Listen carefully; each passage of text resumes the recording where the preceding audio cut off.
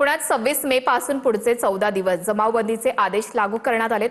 त्यातच आता खाऊ गल्ली आणि रस्त्यावरच्या विक्रेत्यांना रात्री 10 नंतर दुकानं बंद ठेवण्याचे आदेश काढण्यात आलेत। मात्र या आदेशानंतर फर्ग्युसन रोडवरील आस्थापन चालक विक्रेते यांच्यामध्ये नाराजी पाहायला मिळते।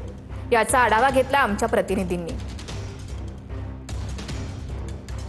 पुण्याची नाईट लाईफ संस्कृती म्हणून ज्या फर्ग्युसन रोडला पाहिलं जातं, रात्री उशिरापर्यंत या रोडवरती गर्दी आपल्याला पाहायला मिळत असते।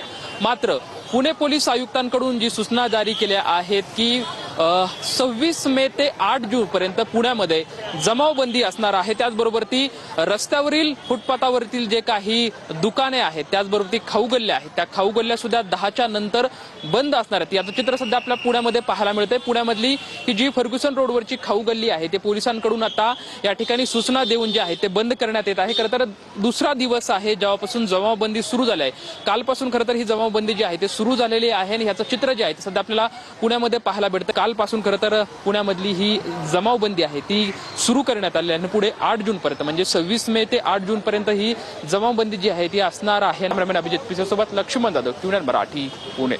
साहेब, असा आहे की कायदा सुव्यवस्थेचा जेव्हा प्रश्न असेल आणि ज्या ठिकाणी एखादी अघटित घटना घडत असेल तिथे काही चुकीचे रिपोर्ट असतील तर त्या ठिकाणी बंधन घातलं अपेक्षित आहे, जिथं आपण चॅलेंज करू शकत नाही।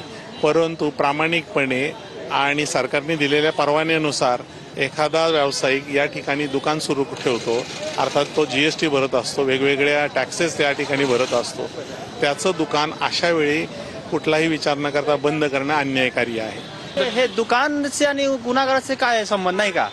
हे जे जो आबसी रोड आहे सेंटर पब्लिक येतात इथे काय असं नाही का? त्याच्याबद्दल काय होत नाही, पण आता त्यांच्या मनात काय आहे आता त्यांना माहिती आहे। तर आपला काही त्रास ह्यांच्या आमच्या दुकानामुळे तर गुन्हा वाढत नाही, पण करून पण गुन्हेगाराला आळा बसणार आहे का? त्यांनी काय फरक पडणार आहे का असं गुन्हेगार थांबणार नाही हे नाही का असं आमचं मान्य आहे। बाकी आता